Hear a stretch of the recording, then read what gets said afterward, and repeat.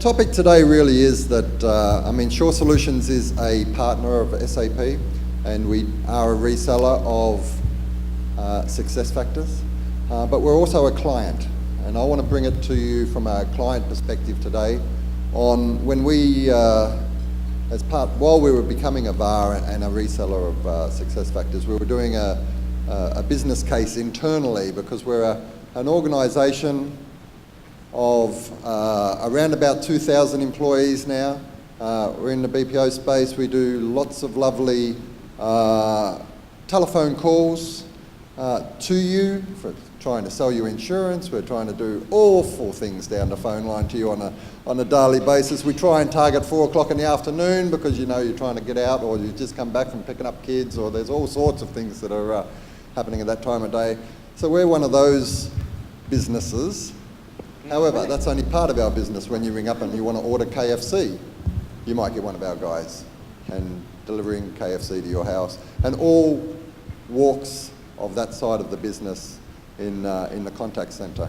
The other side of the business, which I'm running at the moment, is really the director of the SAP and SuccessFactors side of things. So we're out there generating, from a HRO perspective and BPO, is really putting in solutions for clients that also want to potentially outsource their payroll and contact centre and all these other services around it. So it's not a technology sale, it's really around an end-to-end solution. But back to my story.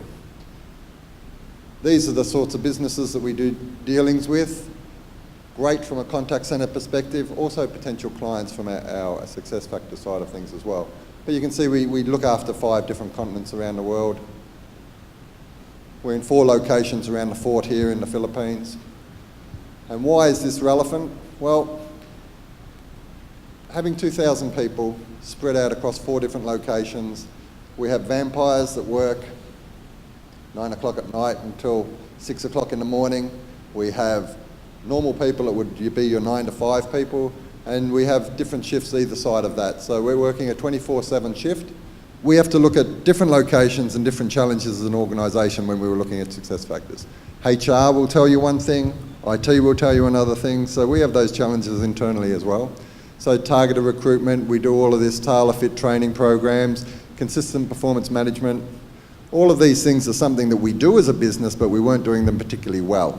So when we were analysing what we need as a solution, HR challenges, end-to-end life cycle.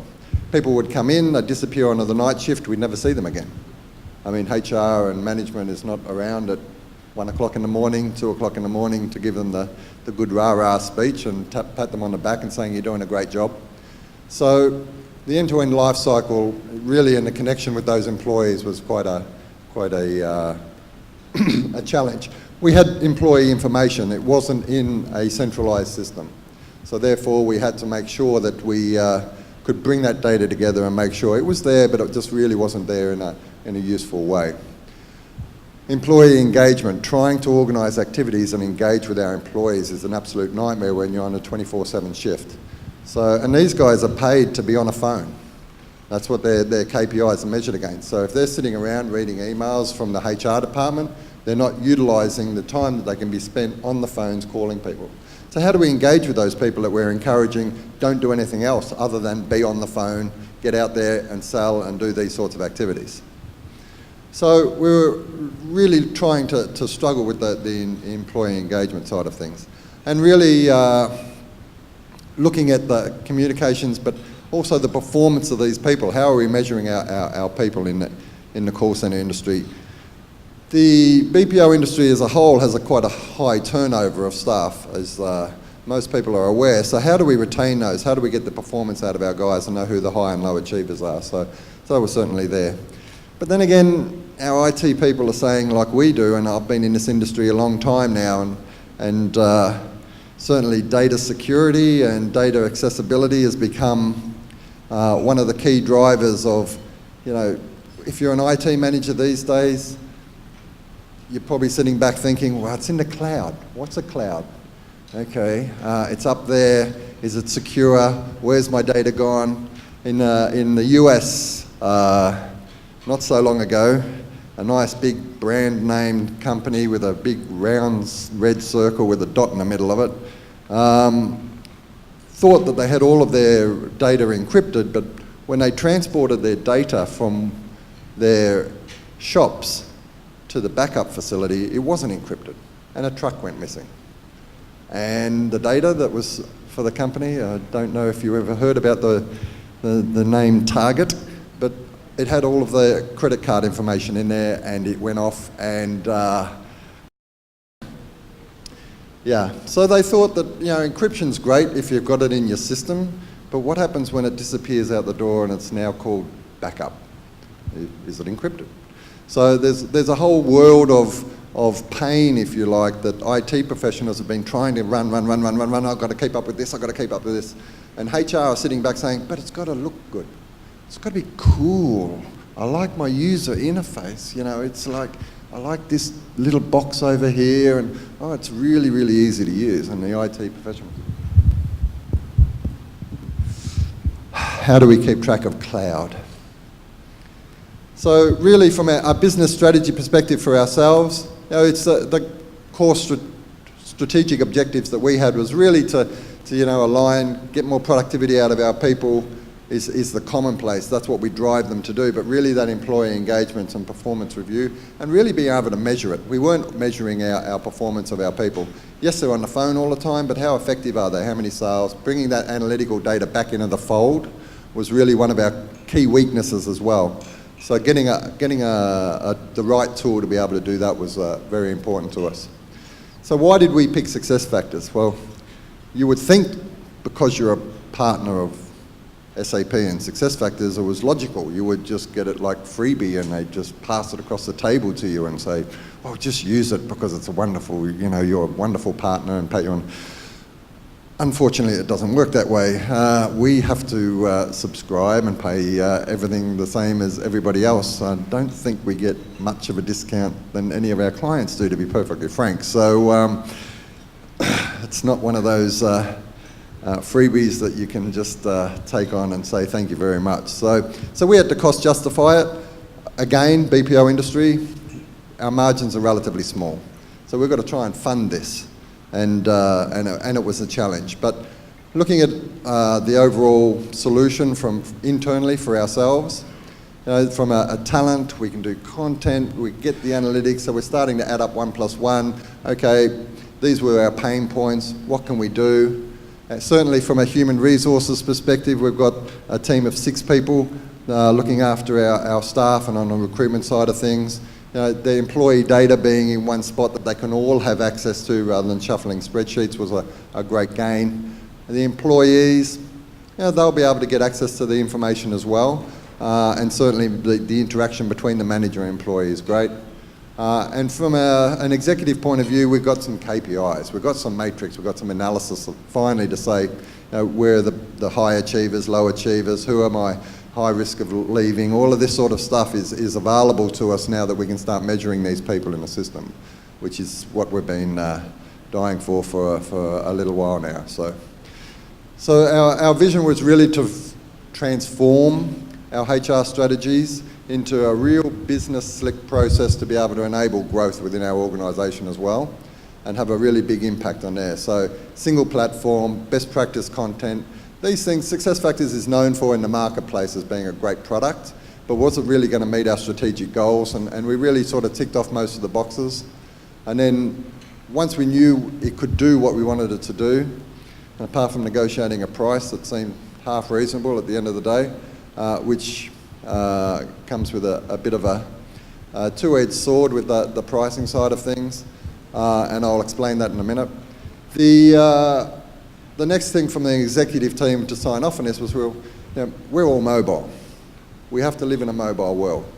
So it was a big quantum shift for myself in my younger days when the telephone went from having a round knob on the middle to having buttons that I had to push. And that was a quantum leap for us. It was like, wow, why would you do that? Why would you have buttons instead of a dial on your home phone? Because there was no mobiles. These days, the mobile functionality that I see in in some applications, and certainly SuccessFactors is blowing me away. You used to be able to do a couple of things. You used to be able to approve leave as a manager. You used to be able to put in for your leave requests. You used to be able to do basic things. Really up until about 6-9 months ago, basic activities within most of the ERP systems, you could do basic things. Nowadays, the suite of analytics, the suite of functionality that they have, collaboration, Jam, you can go out there and you're communicating with all of your employees while you're on the go. Where we see it in our industry, the collaboration and employee engagement is getting them off the Facebook, getting them off Skype, and getting them focused on doing their job, one, but being able to communicate effectively internally and with some external groups.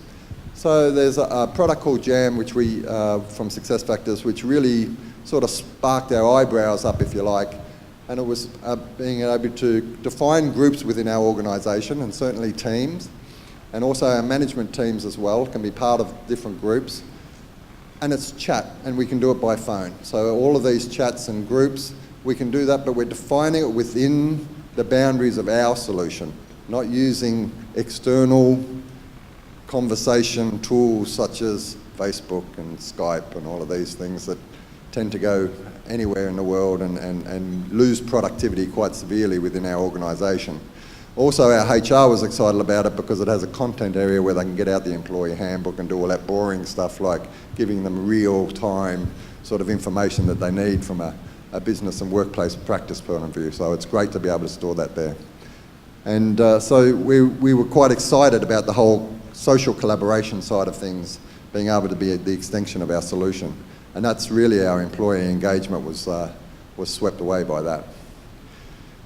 So when I was talking about pricing, I mean, the good thing about SuccessFactors was the fact that it's gone away from the old SAP day of you have to buy this big beast and you put it in there and then you're just paying more and more money to turn on bits and pieces of functionality, and it comes with an enormous price tag over the head, and you think, well, SAP, my budget, no, can't have it. SuccessFactors has gone sort of a more subscription based. So if I just want Jam or if I just want performance, well, that's what I pay for. And I only pay for it when I turn it on. So I'm paying for nothing. So those sorts of subscription basis means that we can get things out there and we only have to pay 25, 30K per annum for something when I turn it on, which is far different from an ERP system, may I say, 2 or 3 years ago, where we used to try and put in SAP within a 12-month window where we can put in performance and goals in 6 weeks. We used to put things in a year, and even then it was overrunning and burning money and all those sorts of things. So, and nowadays it's a far more flexible model to be able to go to. And everything being in the cloud means it doesn't matter where we are, we're quite happy to be able to be flexible with infrastructure and keeping it up there.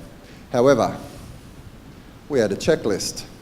Everyone has a checklist, and IT professionals have enormous checklists about, well, what can we do? Can we have uptime of 24/7? Does the system ever go down? Do we have penetration testing? Can we do this? Can we do that?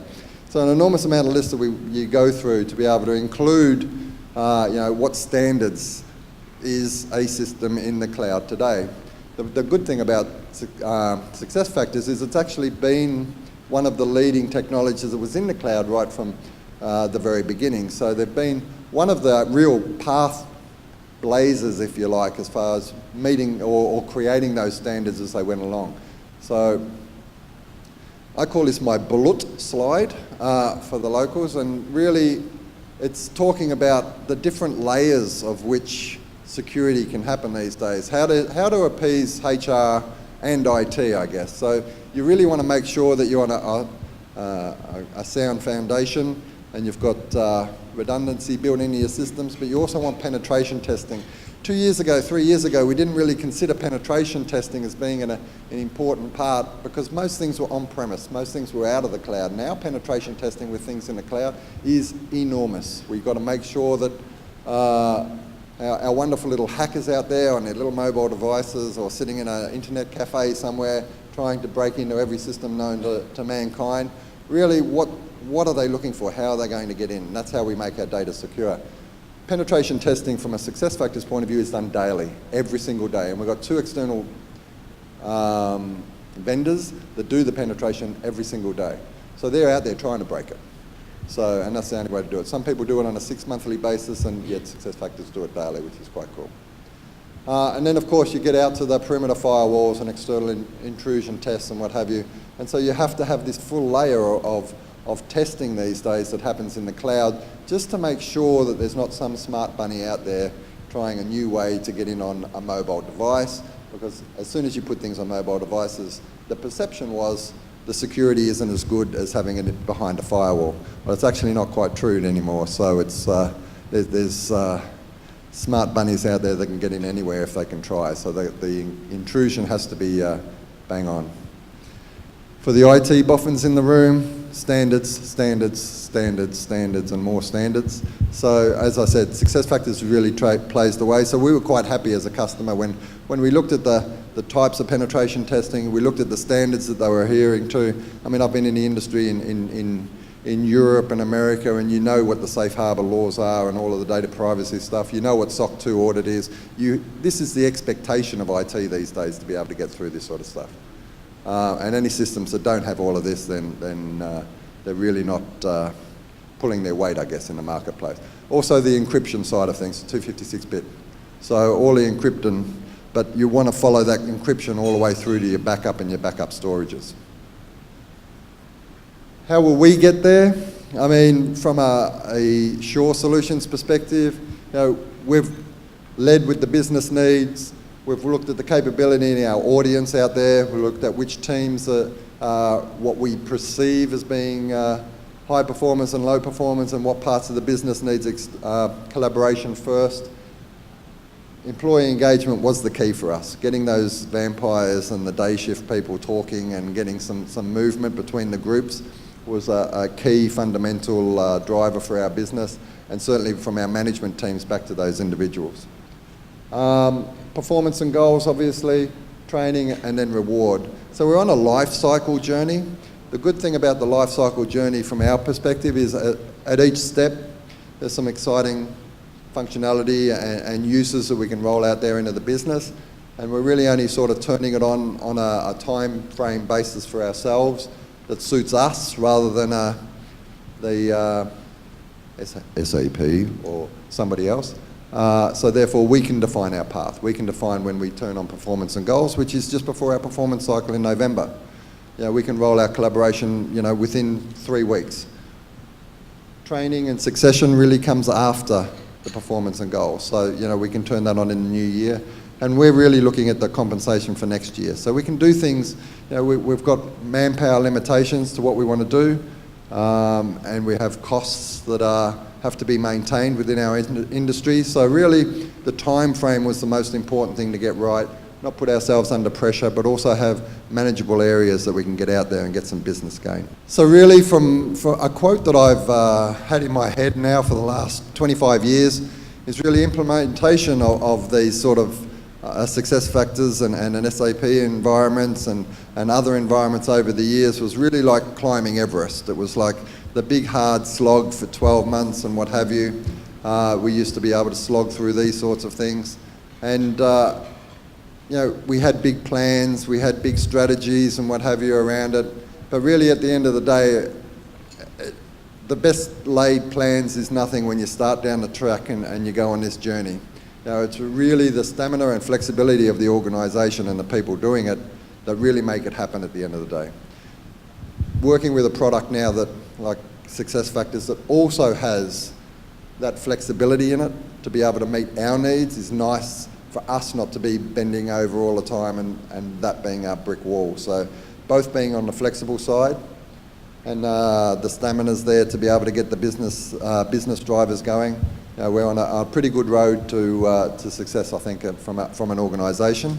And certainly it's nice for myself to be part of a part of the business that, you know, we've got SuccessFactors that we're selling to clients, and we're doing all sorts of services around that, and certainly from the contact centre as well. But it's a product that, you know, we can put our heart and soul into internally because we believe in it, so it makes it a lot easier for me to go out there and sell it as well. So I believe in the product. That's all I have. Thank you very much.